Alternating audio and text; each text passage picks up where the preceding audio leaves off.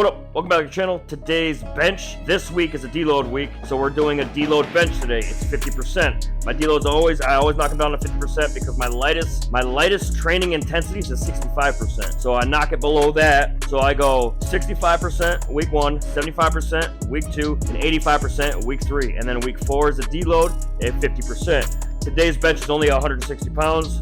I believe I have it set up for 10 sets of 5.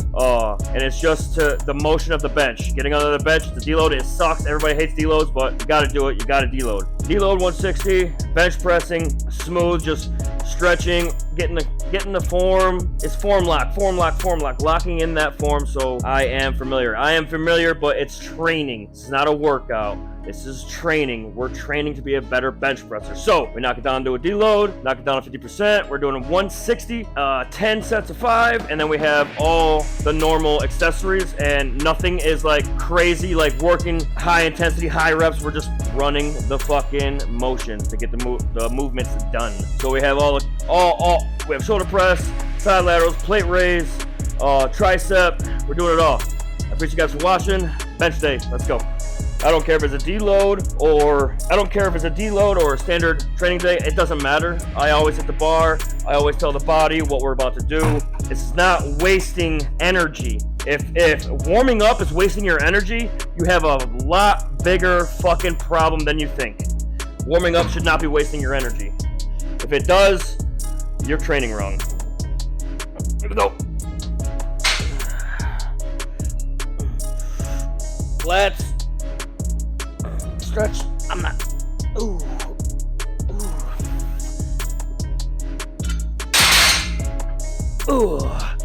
135. Let's go. 135. 135. Same token. It's form. You gotta get your form down. This is also good for your setups. So when you're in powerlifting and you're bench pressing, when you're in any kind of like situation where you're training, not working out, there's a difference between training and working out. Even this is good for working out. But anyway, doing your warm-ups like this and making them so light, like the bar, then this, you're getting your cues down, you're getting your setup down, you're getting everything to where you do it the same way every time. I see a lot of guys who are struggling just unloading the bar, and when they come down, they're not strong. It's like they're letting the weight control the down, if that makes sense. Don't let the weight drop and then go. You have to have tension on the body. You have to have tension on the muscles. I see a lot of real big dudes, they just let that fucker drop and it's like, but they're benching like 500, 600 pounds. It's so weird because they let the 600 pounds drop and then they grab it at the bottom and press. Like they don't waste any energy at the top coming down. It's very strange to me. Some guys are big for nothing.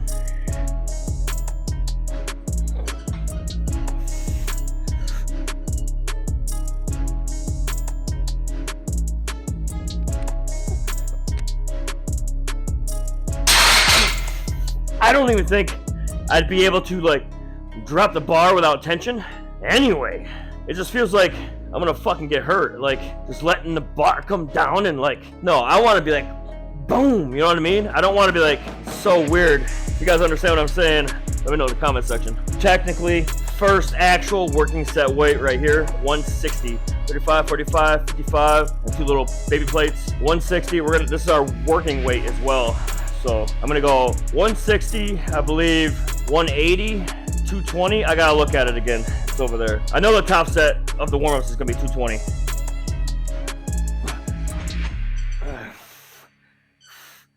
On rack, the same way I do every time.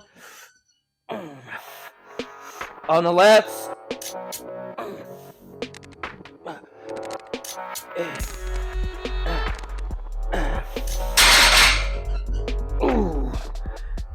Wrap that thumb. I don't want to see this, and I don't want to see this. When you're benching, I used to bench like this, and then I used to bench like this. Wrap your fucking thumb. Break the bar. There's a big stigma in powerlifting. It's not really a stigma. It's a big technique that we tell people. Grab the bar and break the motherfucker. You can't break it, but when you break it, you get your lats activated. Break that motherfucker, bring it down. You're not gonna bend it. But the concept about breaking it, having that in your bench, You're gonna move more weight, man, especially when you get good at it. Stop with the thumbs like this. Stop with the false grip. I see some dudes doing reverse bench. They're still rapping. That's crazy too. Try reverse bench if you guys never tried reverse benching. Stop with the bullshit, man. Stop with the bullshit. Let's get strong. Let's do fundamental work. Let's get strong. All right, so the second warm-up set is 190. So I thought, and then I just looked, man. My memory sucks. Here we go. It's twice as deep.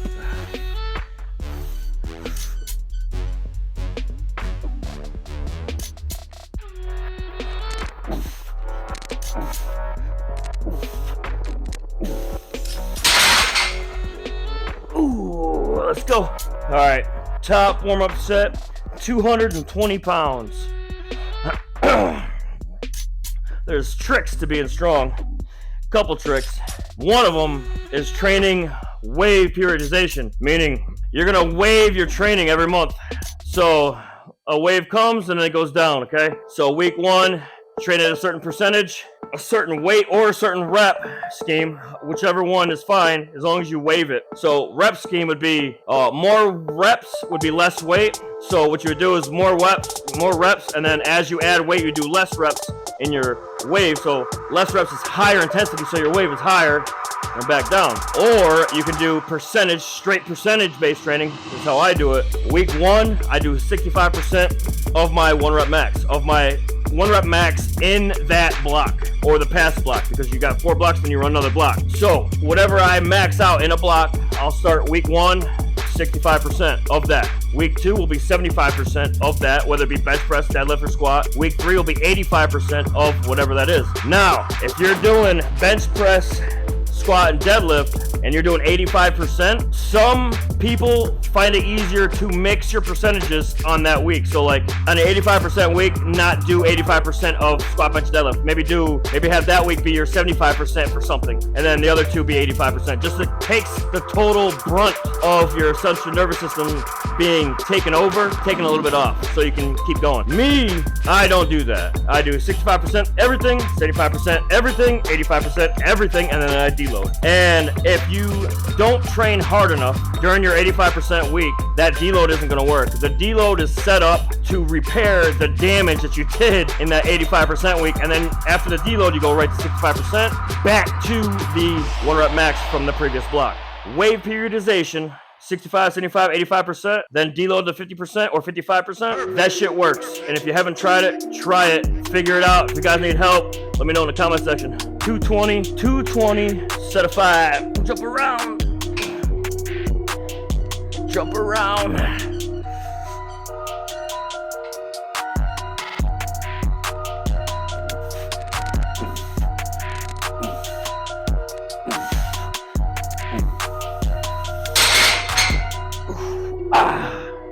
Let's go. All right, so I just looked at the workout again. It's 5 sets of 5, not 10 sets of 5. 5 sets of 5, and then we move it. 5 sets of 5 at 65%. 65%. At 50% is 160 pounds. It's 50% of the 320, right? 150 is 300. So 155 is 310. So yeah, 320. 160, 5 sets of 5.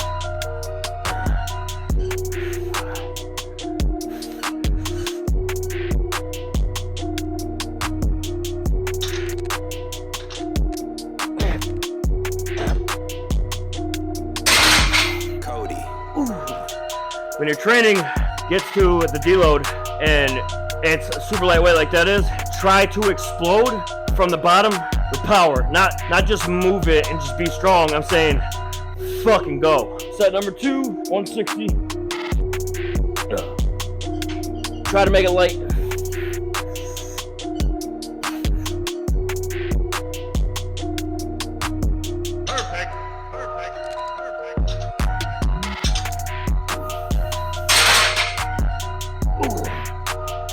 Let's go.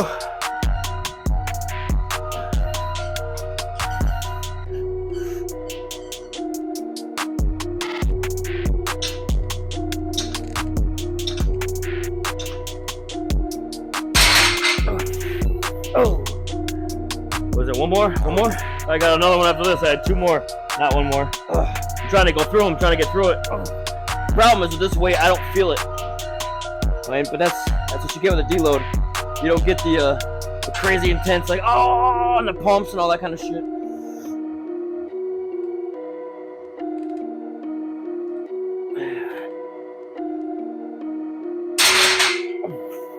With that power, punching it up, it works for the power. That short, what's it called? You have fast twitch and slow twitch muscles, and it's backwards from what I understand. I'd have to reread it.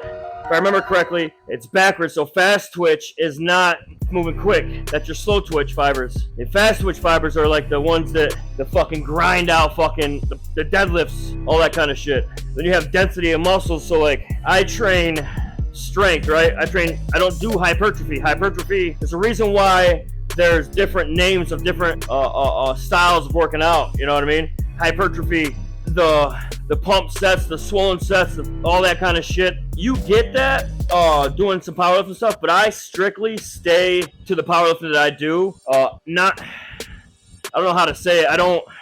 I don't train hypertrophy. I train percentage weight to aid to my strength, if that makes sense. I don't dislike hypertrophy. I just did it when I first started off, and my body didn't work. It worked, but it didn't work like I wanted it to. My body likes the heavier sets, the longer training. My kind of training is just, I like the strength aspect. There's nothing wrong with hypertrophy. My accessories are slightly hypertrophy, but it's not like, I don't do crazy high intensities for crazy high reps. If you want to get big as fuck, real big muscles and shit, you go as heavy as you can for as many as you can. It's really not that hard, and then you eat properly, make sure you eat enough. Hypertrophy is not easy by any means. Don't let me get it twisted like what I just said. That's all you gotta do. You gotta show up, you gotta eat, you gotta diet, you gotta do all that shit. I do the same, but I do it in a different aspect for strength for my 1 reps. I'm only 5'9". I'm only 5'9". 220 is what I weighed last time, so I'm basically a fat mess. And I'm trying to be as strong as possible. Hypertrophy. After this deload, we're gonna get crazy going into November. Warp for the Sword's coming. So, all right, last set. Last set.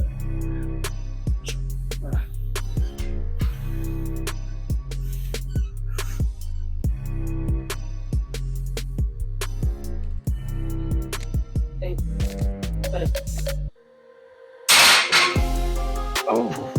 So the app that I use is Liftoff, and I made it designed me a workout for today. I was gonna try it out. Dude, it wanted me to do 320 for 2 reps. So like, but it didn't tell me what to do up to that. So it's like, so whatever I do, just make sure I get those 2 done. I didn't understand it. And it was set for like an hour, but there's other stuff too. But I was like, 320 for 2. That's weird. It wants me to hit my 1 rep max for 2 reps today. Like, it knows my 1 rep max. It's like, do it for 2. Do it for 2, asshole. I can barely do it for 1. What the fuck? Funky ass fucking app, dude. Alright, so like I said, we're doing a deload. So moving on from the bench, that was a 5 sets of 5. We're doing dumbbell shoulder press. So we're only gonna do the 30s. We're gonna do the 30s for 12 or 15 reps, whatever we get. We're not gonna really overwork anything. We're not gonna train too hard, get into the 25, 30 reps. We're not gonna do none of that shit. Just the motions. Get the motions, get it feeling good, and keep the rest down and keep the weight moving. The 30-pound dumbbell shoulder press. So it's come to my attention, people want to talk about form. And you got form chasers on the internet. You got form chasers. So form is a basic gist of how you're gonna do something. It's the basics of what you're doing. So form matters up until a certain point. Form matters on basic rep movement, like what I'm about to do. Form matters. When people's form gets fucked up on rep work off of rep 1 or 2, weight's too heavy. Weight's too heavy lighting the weight. If you're looking at a video and like, this guy's doing this much weight, I gotta do that much weight, and then you go and do that much weight, and then your form's all fucked up, that's wrong, obviously. Now, for my form chasers, when somebody is hitting a fucking PR, that's why powerlifting is so pivotal for lifters. Your form will come undone on a 1 rep max. It's going to. Shit's gonna dip because you're doing the weight that you've never done because you're doing a personal record. So your form is gonna move. The keys is your cues. So you have your leg drive, your hips, your shoulders. You have everything coming into your bench press, and you have to remember to keep that ass down. That's the basics. That's the base of the bench press. That form matters. That's why you get red lights. And that's why people on the fucking internet, they're like, no lift, ass in the air, all that kind of shit. There's two different things. You have your basic movements, keep the form together. You always want to keep the form together, but when you're training intensities, your form's gonna move. I love what I like to call English, body English. When I do my side laterals, I love the fuck boom, roll that shit up, and I don't give a fuck what the form chasers say, because they ain't in the gym. They doing this. Here we go.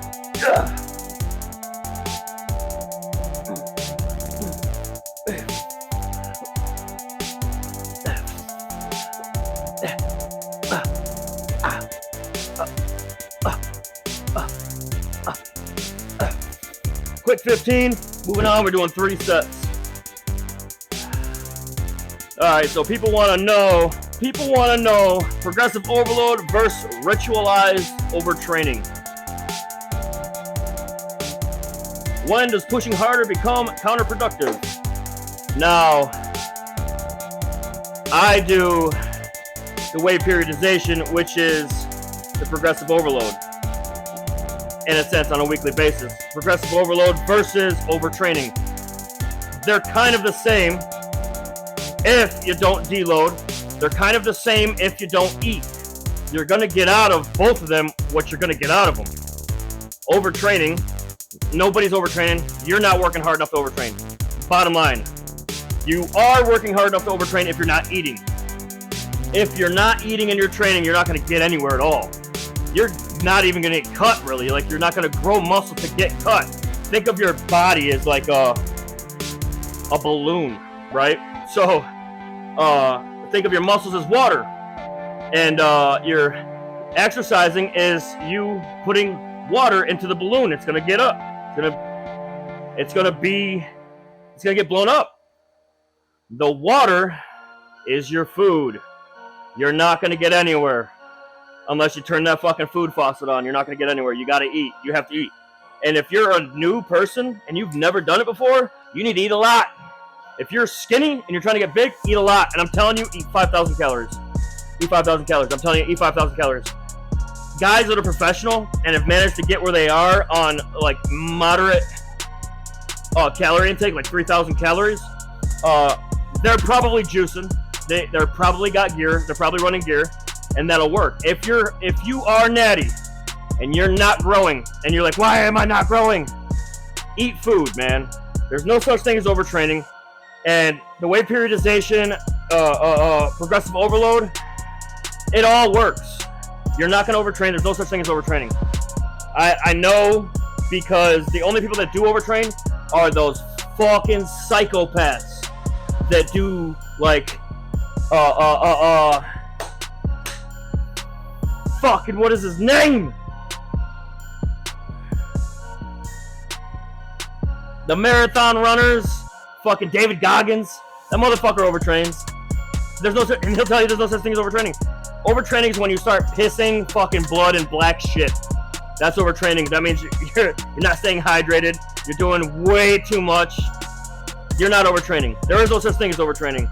Eat your fucking food.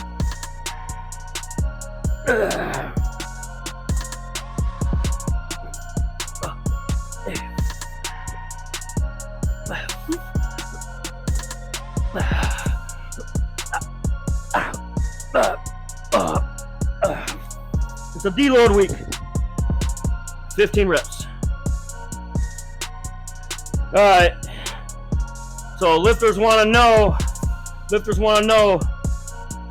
nutrition to performance, how timing your meals, macro splits, and gut health impact strength and recovery. So people want to know. This is kind of what I just talked about. Food and nutrition is probably the number one. Everybody works out. If you want to be healthy and you want to have a certain kind of physique, everybody works out. That's the first thing you have to do. That's the first thing you have to do. You have to work out. Second thing you have to do is eat. Nobody eats. And the second thing is more important than the first. You have to eat. You have to eat accordingly. You don't have to eat a lot. You have to eat what you have to have. So your macros are pivotal. Make sure you're getting your proteins. Make sure you're getting your carbs. Make sure you're getting your fats. And depending on your goal, you have to change those up. It's really that simple. You'll get your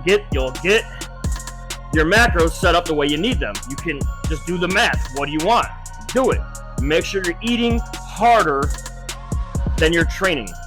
Eat harder than you're training. That's literally what it is. If you eat the way you're supposed to, the strength's are going to come. Your endurance is going to come. If you eat properly, shit's going to happen. Everybody trains. Everybody trains. Nobody eats. That's the truth. That's the fucking truth. Oh.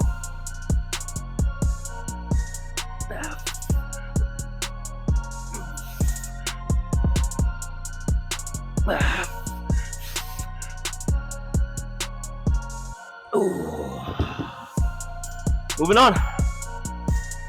All right, moving on. Side laterals. This is what I'm talking about with the English, the body English. Doing 30-pound side laterals. Just getting it up. I like to lean forward a little bit. I'm gonna get like almost a well-roundedness of the shoulder just by doing this, because I'm gonna throw it up. And the key is, if you're gonna do side laterals and you want to hit the front delts when you do them, is to tip your hand up. So when you're going up, boom. Try to get your palm facing directly away from you, because with your thumbs up, you can kind of see how it's gonna pull. You have to get your front delt activated. So boom, and you'll get the whole fucking shoulder. I don't do that. I like to do the reverse, actually. I like to get the pinkies activated, because I like to hit the trap and the rear delt a little bit with the side lateral, with the side delt. All right, man. So if you guys want me to answer any questions about fitness, about supplements, about anything, let me know in the comment section. Right here, break down creatine, electrolytes, and how to stack them for peak output and recovery. So, creatine, taking creatine is kind of a have-to thing if you're training. Creatine helps replenish the plasma in your muscles, the blood in your muscles, the water in your muscles, whatever you want to call it. It's called ATP. So you use it up when you train. You need to get it back as fast as possible. Creatine is the only scientific studied supplement that is proved time and time again that it does what it says it does, and it does. Water weight, that's a myth. It does not give you water weight, dude. It won't give you water weight. If you're taking flavored creatine drinks like Muscle Tech, don't. That shit will bloat you. Creatine doesn't bloat. It doesn't do anything of the sort. People believe what they're told. And by people who they don't know, kind of like what you're doing now, you're listening to me, you don't know me. But I'm telling you, creatine does not bloat you. I take creatine in my morning shake. I take creatine in my pre-workout. And if I have another shake later in the evening, I'll take creatine again, because I don't give a fuck, dude. There's nothing bad about it. You don't have to do that. You only need to take creatine once a day, maybe tops twice. And post-workout is better than pre-workout. It's side laterals. Yeah.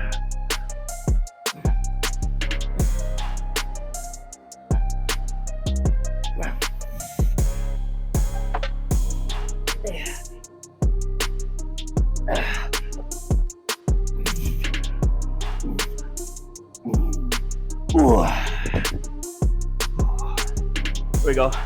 Next one. Everything is 3 sets. It's just a deload week.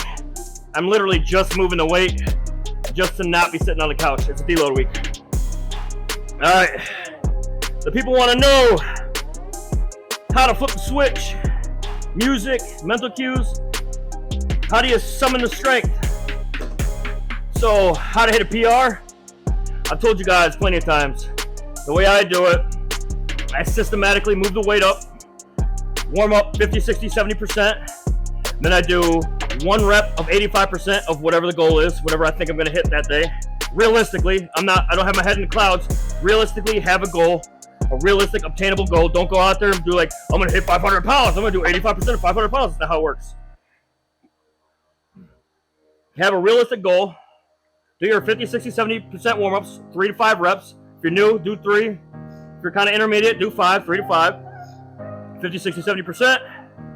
Don't do 10 reps. There's no need. You're trying to hit a PR. Why are you burning out so soon? Anyway, hit your 1 of 85%, hit your 1 at 95%, and then try to hit your goal. Now, if the goal is kind of scary, I try to wake up that inner fucking monster that's inside of me that does all the crazy shit. We all know who he is. There's an inner fucking being in our psyche that takes us out of the moral capacity of being a human and does the wrong shit. I try to wake him up.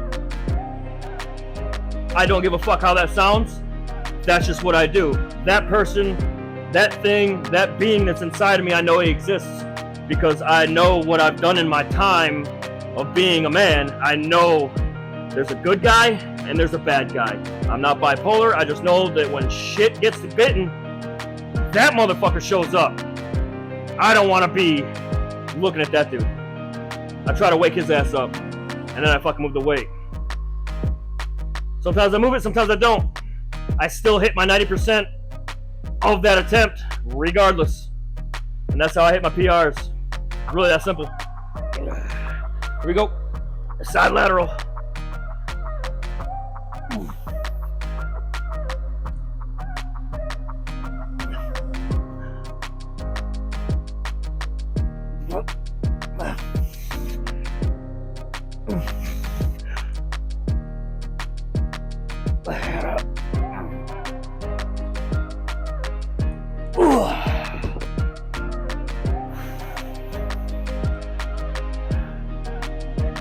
All right, so somebody wants me to do this. If Westside Barbell conjugate 531 and the Heathen Strength System were each its own god, which one would it be? Westside, because what it is, we'll do Westside last.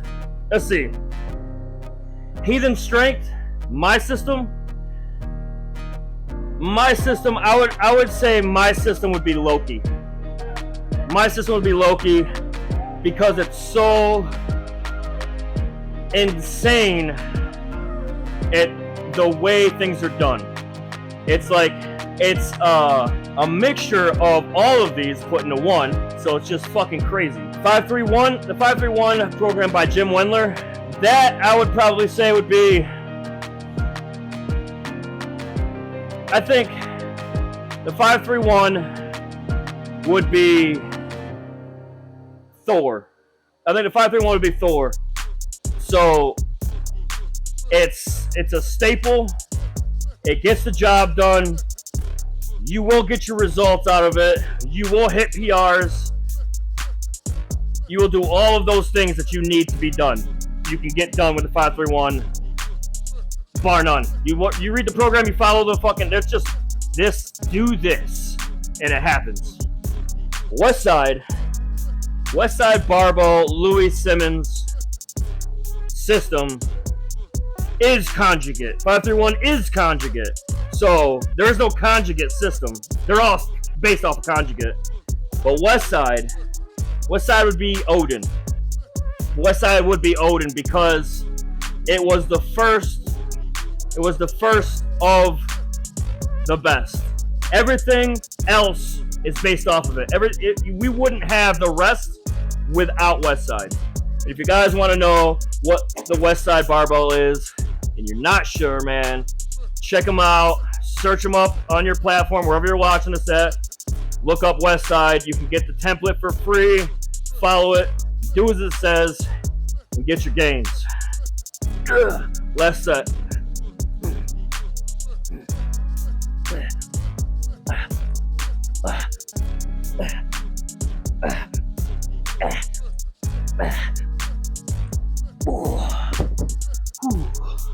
Let's go. All right, we're moving on to lying tricep extension. Lying tricep extension. So let's get back to the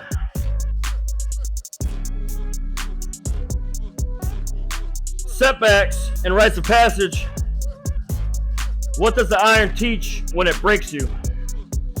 So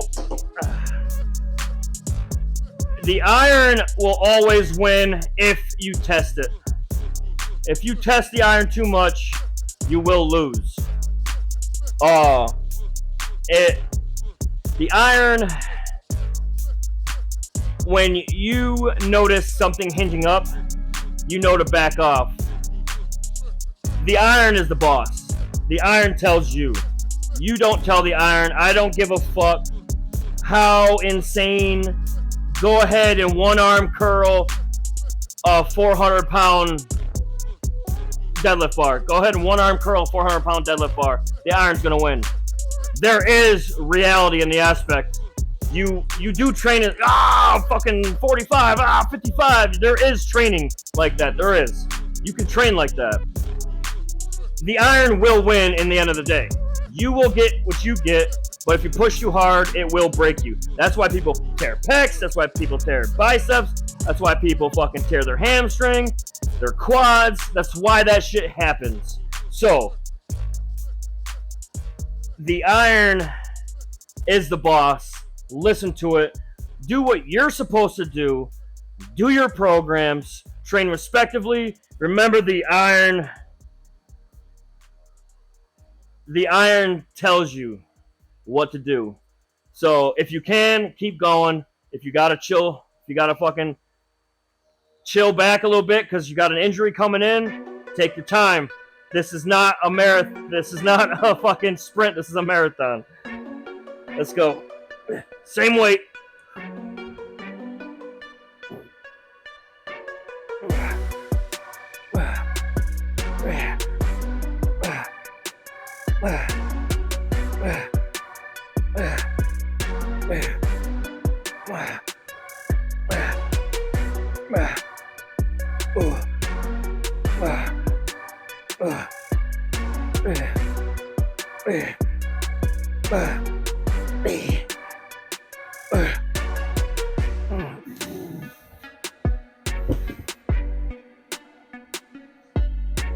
Yeah, here we go. The people want to know.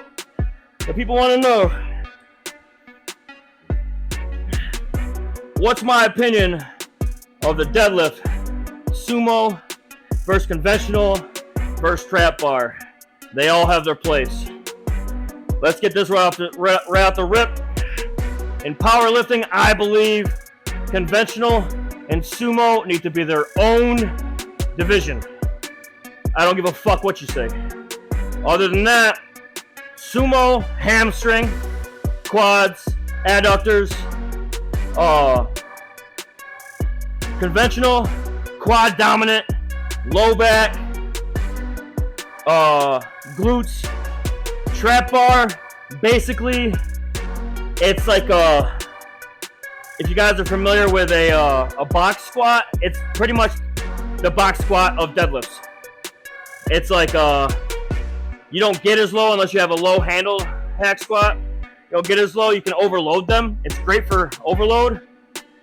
For me, I conventional deadlift, and every now and then, I don't do it anymore, but like say, if you guys remember back when I tore my bicep, I did a lot of trap bar deadlifts back then, because I do different grips, I do opposite grip. So, when doing the trap bar, I was here. So when I was healing this bicep after I tore it, I did a lot of trap bar, and I was doing like 400-pound trap bar for reps. You guys can go back in my channel and check that out. I tore my bicep back in like, when was that? 2017, 2018, something like that. I tore my bicep. It was a while ago. Might have been 2020. I don't know. It was a while ago. But anyway, they all have their place, and if you really want to be a fantastic top of the line deadlifter, I suggest do them all. Because if you do them all, you're not going to have any weaknesses in that movement. Set 1 is your main. Set the other 2 is accessory. And do your percentages. Do your 65, 75, 85% percentages. Do your maximum days with your whatever you want to pull at the meet. Do your maximum days like that. So if you're doing conventional, max day pull conventional, and then do 3 sets each, sumo and trap bar, or every week switch it. There's really no rule. There's really no rule. Just show up and be consistent and do them all. They all have their spot. Here we go.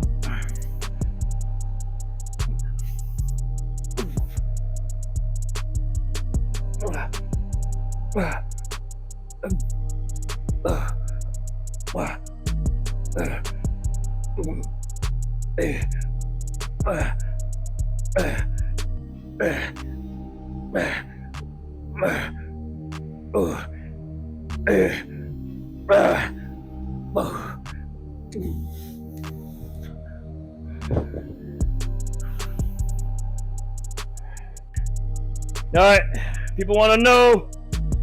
People want to know.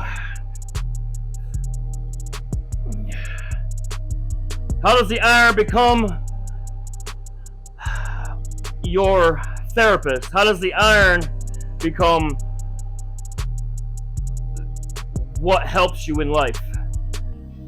So, a lot of people lift for that dopamine. A lot of people lift for the, I feel better, I worked out. It does get your blood working, you filter your blood, all that kind of shit. If you are having trouble in your life and you're like super depressed all the time, all that kind of shit, the gym is a great place for you, because that dopamine hit that you're gonna get from lifting helps. You may go right back to your depressed mode and then be like, oh, I gotta go back to the gym. Go back to the fucking gym, dude. Go back to the gym. If you weight train, say you're always depressed, you're always tired, all that kind of shit, and you're gonna try this out. You go and fucking hit the weights, and then you're done, and you go home. And you're like, oh, that didn't help. You're like, maybe I'll go back to the gym. Go back, get that dopamine hit again. Run a little bit. Don't overdo it, but go back. Go back home. If you feel better, if you're hungry, eat. Maybe you'll feel better after you eat. Always try to accomplish something and be successful. Don't stop doing anything because you're sad. Always keep grinding. Keep fucking grinding. Hit the weights, go home. Go back if you have to. Go home, eat some food, play some video games, watch a movie, go see friends, go see family. If you don't have anything, make a new family at the gym. Get a job at the gym. The gym and exercising has helped so many people in history to better their lives. There's so many people that have it so bad and they refuse to give up, and they use the gym to get to where they needed to go. And now they're good. Like, that's their vice, you know what I'm saying? That can be you too. The gym will help positively if you allow it. That's it. Last set.